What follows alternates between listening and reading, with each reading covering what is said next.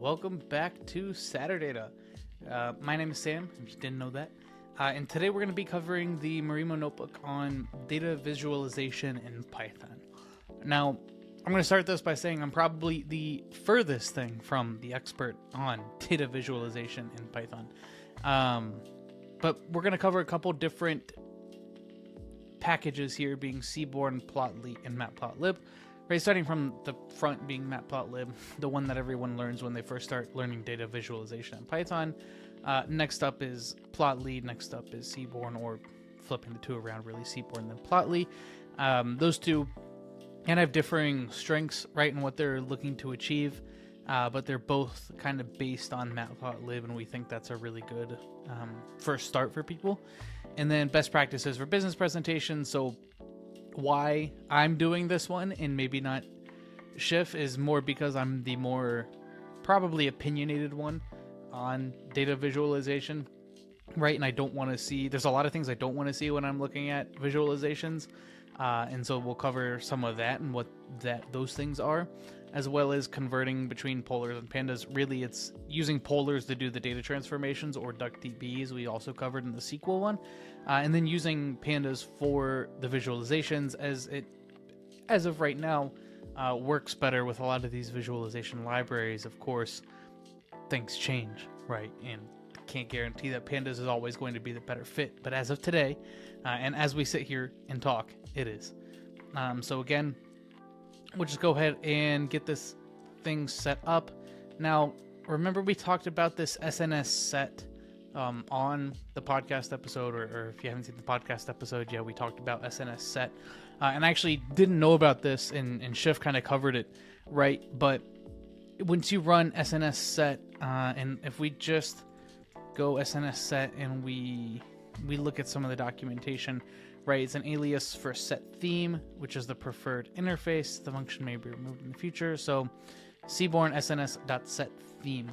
All right, and then within this, there's different options: context, style, palette, font scale, color codes, all these things that you could actually go and change, right, of course, and learn different ways, different styles that you want to add in, different color palettes and things like this. But I mean, just to start, if you just run sns.set, short which alias for sns.set theme, it'll fill it in with these default options, which again you can then change. The great thing about a lot of these visualization packages is they're pretty easy to work with. So the sns.set gets us started here with something very simple, and you'll have other opportunities to make changes as you move forward. And yeah, it's a more high-level API, right? So that's what our description here is saying, talking about doing the statistical aggregations, having it be more user-friendly, business-friendly, just easier to work with, without too much code or too much work on your side. So next up, we're going to create a sample visualization, convert that to pandas, right, and then plot that. So first up, you'll see there's some very specific things that we're using matplotlib to set plot.figure, plt.figure, but you can see here, one thing I appreciate about Marimo too is its ability to, where you can just hover over the PLT, right, and you can get a description about that. And then figure, if I hover over figure, I'll get to see the function and the different arguments that function takes. So you see one we're using here is fig size. It's an array-like object, so we passed in a tuple here in 10 by 6. So, and just so you can see, right, if we did 10 by 10, you can see how that actually changed the length, right? If I go back to 10 by 5, let's say, and you can see like it compresses it a lot more now. So really nice, really easy to make these changes. And then next we're doing sns.scatterplot, right? And the scatterplot is great because you can see a lot of different categories plotted here on the chart, and the values are actually using the size for values. So Q is category, size is value, X is X, and Y is Y. If we let's look at the viz data, I think that'll probably help us to get a better feel for what's going on here, right? The way you add that in here. So viz data, so you can see it's kind of just random things plotted like on the X and Y axis. These would obviously represent something in the world of which we're trying to interpret. I'm getting the sense that this could be, in my mind, like a dimensionality reduction technique to move these things down to 2 dimensions. And then you have a category and value. Value could be, I imagine this one being like number, like a count of something, where you would use the count of something to size it out. And then category, right? So category being some group by that you're interested in grouping things by. All that to get this category over here. You would then, like, this might call out this top left blue, this big blue one, this one here in the center, this big blue one, maybe these top green ones over here. Like, it kind of gives you a visual way to start picking up some analysis points, right? You then take this obviously wouldn't be your final stop. This is a good thing to do when you're first starting to evaluate some new data, is to use this as your starting point, actually, and say, oh, let's go look at these things, right? And sometimes that can be easier to pick apart than if you're looking at like the big table. And so I like the scatter plots to begin analysis, actually, and as a starting point. Now, they can be helpful for ending points too, but in this one specifically, I think there's actually too much information here for it to be useful really for business users, right? Now, if we calmed it down and we showed and we had a nicer way of presenting it, where we focus on a few dots and we have less things going on, because I have 1, 2, 3, 4 points, like pieces of information you have to take in for this one plot. So I would caution you against like throwing this into a presentation and trying to make people interpret it. I think it's too much information at once. But for you as data person, I think it's easier for us to think about the 4 different things happening at once and like, what does that mean and why is it important, depending on what the X's and Y's are and the category and value, obviously. But think this is a good way. And honestly, the scale is kind of hard to interpret, like using the relative size of dots. When you see them in order like this, and then you look at like, that makes sense. But if these values were individually important, I'm not sure that size would be good. Like, I can tell that this green and this green are different, but I can't necessarily tell that like this is 2 and this is 4, or this is 4 and this is 6. Right? I can't tell that, but I can tell that they're different. So as long as like the relativeness is more what matters, as opposed to the exact result, then this could be a fine way to present it. But again, for business people, probably not the way we want to go. Distribution plots, this gets a little more business friendly. I think there's still kind of a lot going on here because of the dual, like we have the bars and the lines, and then we have colored bars within, right? So I would not say this is a way to present something, but it's more, again, showing how you can really put a lot of information into the his plot. Now, this is a kernel density estimate, is what the KDE is, and this can be helpful to kind of plot trends and things like this. Smoothing the line a little bit more, we could do that too. So, in the hue, if we got rid of the hue of category, right, we wouldn't see that. We would just see the one line, right? But having the hue of category breaks up the different lines, and the KDEs I think are helpful with the groups, but the bars, because they're like see-through, transparent, and you can see the other bars, but it's hard to interpret like where they are. That can be a little challenging, but definitely nice again for Seaborn to make this really easy. Box plot, I love a good box plot, box and whisker plot.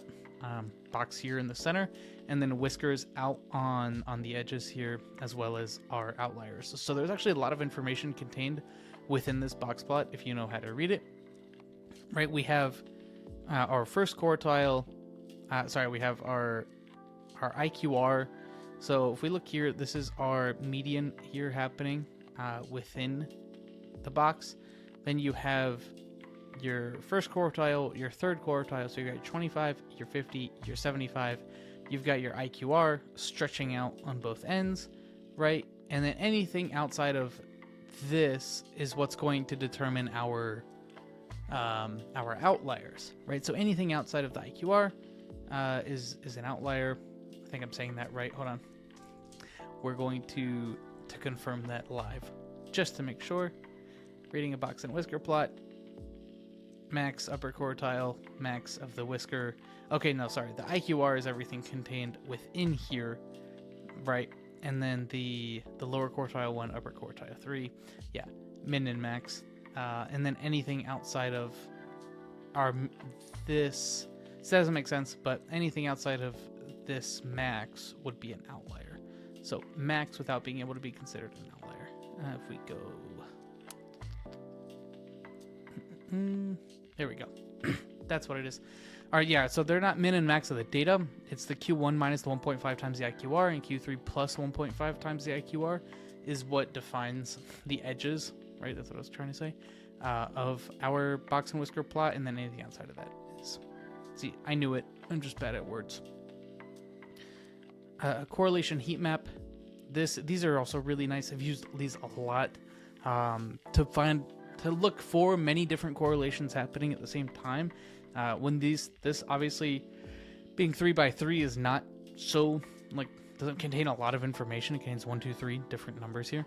And there's other ways and other times I've been able to, like, just shave off these numbers and turn them into gray boxes because they don't matter. Because as you see, they're just mirrored representations on each side of our diagonal. But they can be helpful to look at. So you can see there's a strong relative, right, between y and x. There's a strong negative correlation relative to the other correlations here, and between y and value there's a stronger positive correlation. It actually is the weakest correlation of the three, when it's the strongest positive correlation. So that helps to get just kind of a quick gauge. I'd probably throw these away. Like, I wouldn't even pay attention to them. I'm really looking for things kind of between this, like 0.4 and 0.8 most of the time. Anything above 0.8 on a correlation heat map, I'm pretty wary about of it being overfit, or the variables are, like, we know they're correlated, so correlation heat map doesn't help at all, because we know they're supposed to be correlated, like month of year and average temperature. Like, it's not really new information. So the correlation heat map is not going to do much for us. But there's other times when it will. So also just imply some common sense, or use some common sense on a correlation heat map to make sure you're not saying, you know, X is related to X with a strength of 1, like it's a perfect relationship. Yeah, okay. Pair plot for multiple variables, kind of like the correlation heat map, except it does a couple other things. As you can see, we have different chart types, which is useful. So you can see the pair plot is here. Sample DF hues gender, right? So we see on each biological sex, gender, whatever. As we can see here on each chart, there's 2 different colors, right? And we have male and female. We see here that the correlations, or the way we're mapping the variables against each other, are different. So if we look here, we see height on the x-axis with height on the x-axis, or height on the y-axis. So that checks out that looks like that, because that's just distribution of the variable itself, not a relationship. So that's why we have the chart that looks like a distribution. Then we have the actual relationships, weight and height. Here it's implying, right, that as weight goes up, there's actually not a huge difference in height, you know. And as age goes up, it actually looks like you might infer that height goes down, because this looks more like a downward slope. So you should also be careful with these. You'll get into some, like, if you want to visually interpret, this is where things go from needing to actually find some sort of relationship to now confirming that this relationship exists. Because I wouldn't want to say that as age goes up, height goes down. It feels like, I don't think we're generally shrinking. But again, this is random data, so it's not right what we're doing here. We're more just plotting the capabilities of Seaborn. But this is why pair plots can be useful, right? Because we're able to plot variables against them and then see distributions distributions of the variables, as well as relationships to other variables pretty quickly, outside of just a correlation heat map, right? So we can actually see how tight that might look, where the outliers are, things like this. So again, sns.set, there's a lot of different variables that get set within here. You can see there's subplots getting defined. We're pulling out the values of the x data, we're pulling out the values of the y data. we're plotting the X data and the Y data. In the first chart here, matplotlib with Seaborn theme. So this is actually how, like matplotlib, we need to define a lot of these. As you can see, clear matplotlib line chart, but with Seaborn aesthetics applied, being the line width, marker size, X label, title, grid, and again, another matplotlib bar chart, also with some Seaborn theme, tight layout, show. Like it took a lot more code to get to this point, and they do look nice, but I just kind of wanted to show that, right? Like how much code it'll take sometimes to get a matplotlib chart looking right. Don't pay attention to these at all. Obviously, these don't matter. Go on. And I'm actually thinking the Seaborn thing didn't work right. Actually, I do think it worked right. It has the same text, colors. Yeah, they look close enough. Business visualization example. So we've got some business data. Now we're visualizing said business data. And this looks pretty nice, right? Like sales by region, marketing spend versus sales region, sales by quarter, and sales distribution all in one chart. And then this is, again, using data. Now, I think one big issue with what we're looking at right here is that when are business users going to be looking at charts that are in Python? Like, probably not. And we're not showing to them in some sort of notebook. We should be showing to them in a dashboard, and that's what makes things like this a little bit difficult. So this is all really more helpful for our analyst, which is why we're covering it in this spot. So if we come back up and we look at the subplots that were created, right, we wanted a 2x2 grid. Each figure was size 15 by 12. Actually, the grids themselves of size 15 by 12, right? So 15 is left and right, 12 is up and down. And then box plot. So we're now defining, okay, 0, 0 is sales by region, SNX box plot. Like, we're telling it that this is where it's going. So this is the first one. We got 2x2, right? So we've got 4. And now we're going to define the second one. Actually, sorry, we define it right here. The axis is 0, 0, and then we set the title for the 0, 0 again. And that's how we put that there. Next up, the ax equals axes 0, 1. Marketing spend versus sales is right here. This is on the 0th row in the first column, which is actually the second column, because it's 0 indexed. Everything is quarterly trends and distribution of sales, tight layout show. So you got all of this together, which looks pretty nice if you're able to interpret it and take this. And especially if there's relationships between these charts, or you want to try to find relationships between these charts, I would say this is a really nice way to start pulling that information out. Move down, A/B test visualization, effective ways to show to statistical comparisons. So what we have here is the box whisker plot with the actual individual points placed as well. And so you can see this outlier in the control shows here as an outlier, and this is where the actual point is, and then the outlier here and the treatment, right? And so this helps us visualize both the individual points as well as the individual, like the IQR, the max, the min, using the IQR. I mean the IQRs themselves, the median, and compare them between each other. Again, there's not an actual test happening here, but if this was like a control and treatment group, you would definitely lean into this, especially if this value represents like millions of dollars, and you're looking at 2.3 versus 2.8. Well, I can guarantee you $500,000 is a significant amount for some projects that you're working on, right? Especially if this is like someone had an idea, now we're testing the results, and $500,000. I would call that important. Give that person a raise. So generate A/B test for visualization, interactive visualizations. Okay, so next up we've got Plotly, right? Here we're reading in a transaction synthetic CSV using polars, and then calculating. We're just making sure we got the date column right. We're calculating revenues being price times quantity, and now we're just looking at the head of that. All right. So this is a Plotly graph. I like Plotly a lot. It's a lot more code, as you can see, but there's a couple more things going on. So px.scatter, transactions enriched, 0 to 100 to pandas.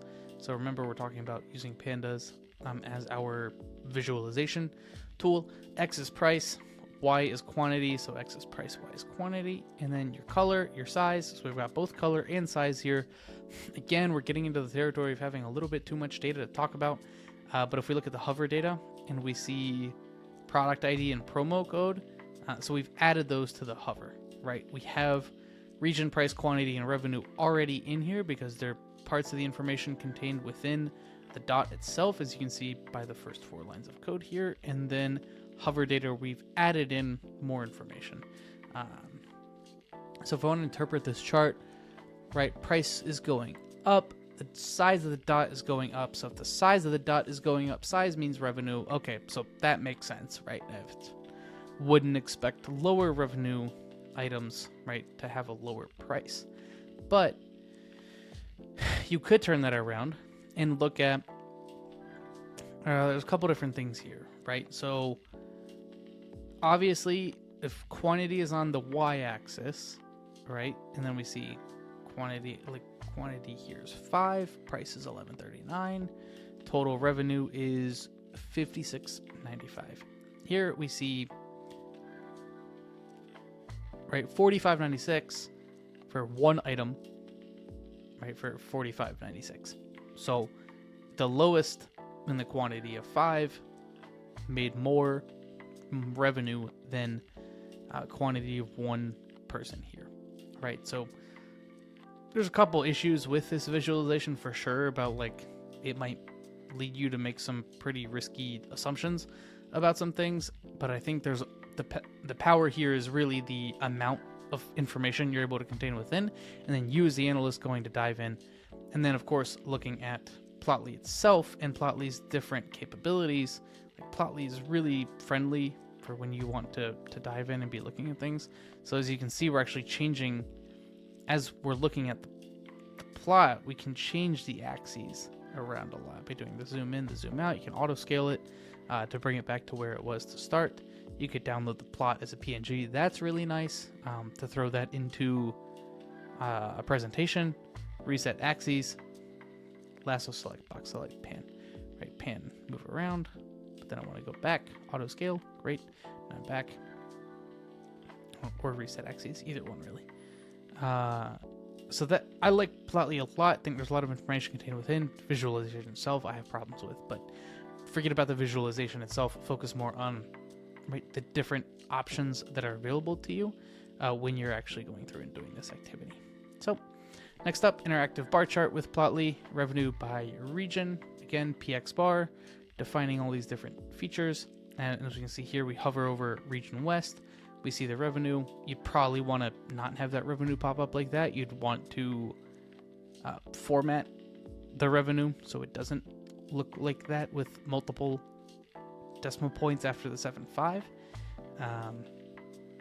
And then these are also, I'd probably want to zoom in on these a little bit more because they're all so close it's hard to tell, which is, you know, if your business has that problem, it's probably a great thing. You can see that it is actually scaled here by the gradient. So I don't love that because it's what it's saying is that the color and the y-axis mean the same thing. And so going back to talking about what I was talking about earlier with some of these best practices, like here, color doesn't actually mean anything or tell us anything new. You need to do a better job with the axes of communicating these differences, or putting in like more specific numbers up here as opposed to adding in color. The color might look enticing, but I would actually keep color out of this for a business presentation. And you know, some of these things were AI generated. Had I gone back and done this myself, I wouldn't have put the color in. I like having the color in here to call out like something I wouldn't do. So there are some benefits to having that. Daily revenue trends from time series data. Of course, the data itself is mocked here, right? So hopefully it wouldn't be bouncing around this much, but you will see bounces like this, especially when we talk about like weekends for brick and mortar businesses that are open from Monday to Friday, things like that, or just slow periods. You will see this sometimes. Here, I definitely would want some sort of like smooth moving average, like 7-day moving average, 30-day moving average, probably 30-day here, just looking at how each day is a point, and there's a lot of days in here. There's over a year, looks like, of data, or a year of data. There's a year of data in here, but I'd probably want to do 30 days, maybe have another one for 7 days, be able to move them or turn them on and off. And again, the great thing about Plotly here is like someone's like, well, let me specifically look at January, right? You can easily just do that if you wanted to say, okay, actually that's January, so now that you had that is January, and people can pick apart and look at the different days in January a lot easier. But you have everything available, again, in one chart, but you can specifically dive in to the days you want to see. Right, again, we'll go June. See that, June 30th. Bam. Now that's all of our entire month of June and the revenue per day from the entire month of June. You could look at the 24th, see what happened here. You could look at the 26th and see what happened there, and maybe compare those 2 days against each other, see if you had any sales going on some of these days that were higher, especially like this July 7th day. That's our highest revenue for the entire year. What do we do on July 7th? That made us better than any other days. And what did we do on January 31st? So we know never to do it again. Daily revenue trends. But all that information is really great, and it's all contained within the one. And you'll notice what I like here is that we don't have an unnecessary use of color for anything. Color's not telling us anything new here. Something you might do is split lines and then have your different regions, right? The south, north, east, west regions here in the chart. Next up, box plot, price distribution by reason. Again, we have our box and whisker plot. As you can see here, this one's really nice. I like how it's showing us all the different pieces of information at once, instead of us having to hover over each one of them. And remember, you can still do this with Plotly to just focus on the one. And you can hover over each element too, but this is our main information. So Plotly's calling it the upper fence. I like that better than max, as I saw on that website earlier. Remember that I looked into, or what I was calling it. So I like the upper fence name and lower fence name. I think those are great. And we have a lot of outliers here in the north region price distribution, right? And there's a lot of outliers really in all of them. So I'd want to look into that, but anything really above our north fence is good, right? Our upper fence. Those are good outliers to have, right? Again, color here, kind of hate because it's not telling us anything new, right? We're already having different axis positions really for the regions. The regions are on the x-axis. So the color doesn't also need to be like that. This is an alarming piece to me, right? When there's two different pieces of information captured two different ways. Go ahead and get rid of color. We can actually do that here. Boom. Like, it looks visually appealing, but it's more mental noise for people looking at it, because they might make the assumption that because they're seeing region on the x-axis, that your use of color is trying to tell them something else, and they might spend a minute trying to figure it out. So this looks boring, but fit it to your company's color palette, right, and make it work. Right, this would be a lot better than adding color for no reason. So Sunburst chart. Hey, this is a pie chart. It's a pie chart. Don't use it. But I think there's some elements here that are interesting, just in the way that this is created just with code. So I clicked on north here, right, and I see the different revenue amounts for the different promos. Thought that was pretty interesting. And then let's see, reset state. If I do west, right, and I can see the amount that west made on the different promos. It's only popping up for north for some reason here in this view, but click on east and I see the different values for east too. Let's just make sure they're different for each one. So east promo 10 ends in 082.5 and west promo 10 ends in 074.63. So they are different. They're not the same for each one. I think that can be helpful. And again, the code, if you want to find the specific code, is on here. But it's joining up, right? Labels, parents, values, all that's really prepping for this, the go.sunburst, to plot the sunburst chart. Hey, you could use this if you wanted an interactive chart, but I wouldn't display this by itself, right? It just wouldn't be anything interesting at all. Heat map, average revenue. So this is what I mean, like we can compare different pieces of different things. Not a correlation chart, as we saw earlier, right? To keep that in mind, correlation chart would have all along the diagonal here, we'd have a hot red because it would be a 1-to-1 match. What you're seeing here is actually a heat map on the different regions, so east, north, south, and west by the month. So we can actually see that the best month for the north region was February. The best month for the east region was April.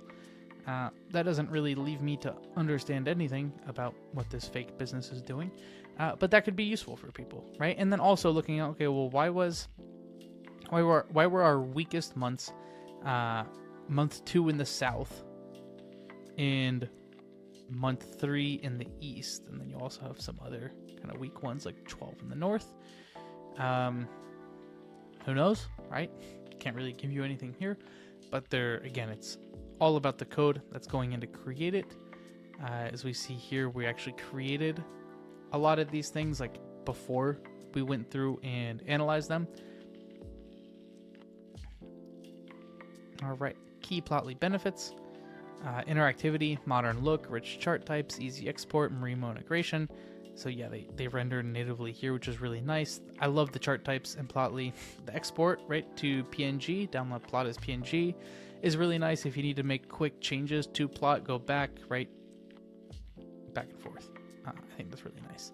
So this is a Violin plot. Violin plots are wild because they show us also distribution of data underneath.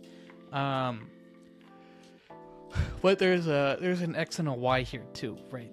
So the customer segment, so we're breaking out our customers by segment. The performance metric is on our Y axis. So we have, again, we have color to show us the same thing. But here we're actually, what we're doing is we're saying, like it's intentional because the palette that we're using is defined by colors. Colors is here, the set 2, the number of colors coming from that set or that color palette, or 3 different colors coming from the color palette. So we're using each one. If we did 1 here, we would just have the same color. So we could do something like that if we wanted to, right? But it's the color itself is being defined from the Seaborn set 2. You see here we have premium, standard, and budget customer segments, and we have the different distributions of how they perform on whatever performance metric they're performing on by the different customer segments. You know, we've got some outliers in the standard. So if this were like real data, right, we have some things up here that are causing this tail to be fatter up in our standard customer segment. You know, I'd love to bring them down into premium, over into premium customer segment, and like what's preventing us from doing that. So the activity here is more around, is that showing us anything useful or anything more interesting? Because we also have the inner is a box, right? So it's also using a box plot inside of the Violin plot. So there's kind of two things lapped on or on top of each other. So notebook demonstrated Seaborn plotting, styling control, multi-panel layouts, all the fun things that we looked at today, sns.set, right? And everything we've done here is using pandas. So it's another interesting or like important thing to call out is that all of this was done with pandas. I think one of the most helpful features is the download plot is PNG. I hope you've also taken away from this that don't use color when you don't have to use color, right? It's another thing I want you to pull away from this entire experience is color should be used sparingly, and color should be used in a way where it's obviously trying to communicate something. Give your access titles, give your charts titles.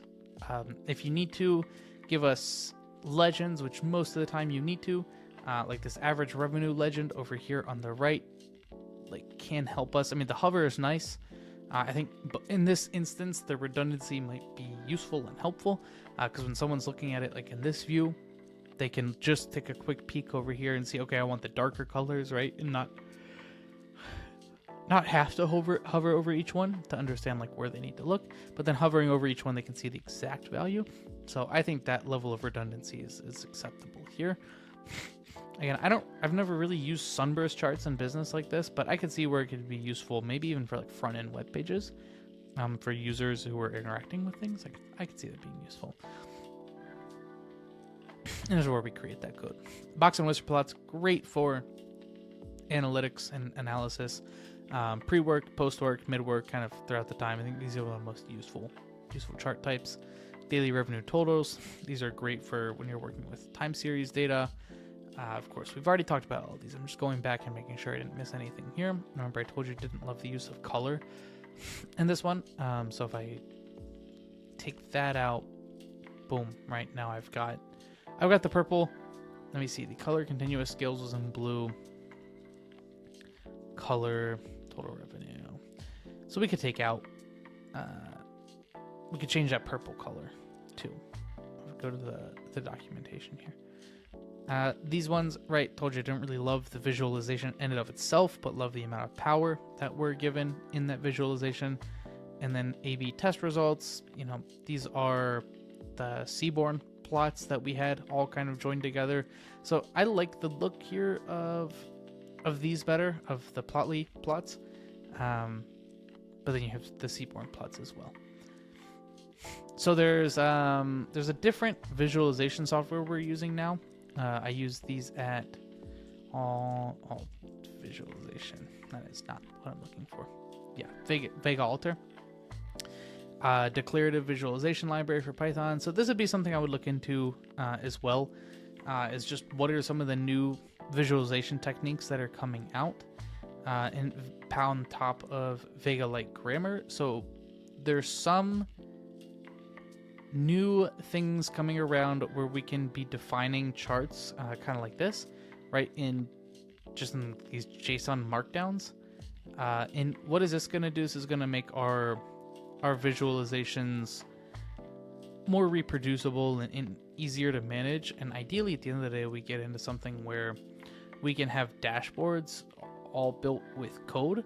And I think having dashboards built with code is really going to be like the holy grail of something we're moving towards here. So there's a lot of businesses doing it too. So pay attention to Vega-lite and pay attention to some of the other standards that are coming up in the visualization space.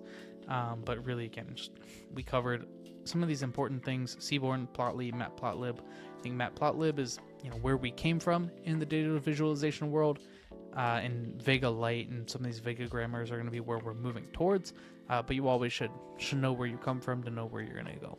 So I hope this was helpful for everyone. Definitely, if you have comments, questions, concerns, reach back out to us about any of these charts or want to talk more about them. I'd love to talk more about them. There's a book that I recommended when I was on the podcast. Don't have it over here now. All right, we're gonna look. Cole Nossenberg. That's Cole Nossenberg. Oh, can't spell that name. There we go.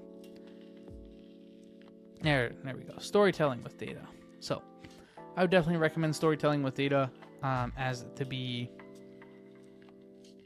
the book that you can reference on a lot of these topics, right? It's going to go a lot deeper into some of the things I covered today, and just make sure that you have a good grasp on how to communicate data with visualizations, doing it the right way, not presenting too much information, presenting the right information to the right people. There's actually a lot of topics contained within this. I'm not going to do a great job of doing it justice in the 40 minutes I'm talking to you right now. But Cole's book does a really great job of it. There's also a workbook attached to it as well, but I don't think you need to go that far. Just stick with storytelling with data. The first one, read through it and make sure you take away some of those practices. So thanks everyone. I hope you got a good amount of information out of this session. Try not to just show visualizations, tried to walk through and show what I like about them, what I don't like about them, use of color, who to present things to, how to present them, things like that. But definitely go pick up the book, read a little bit deeper, and reach out if there's anything else we can do for you. Happy learning, and we'll see you next time on Saturdata.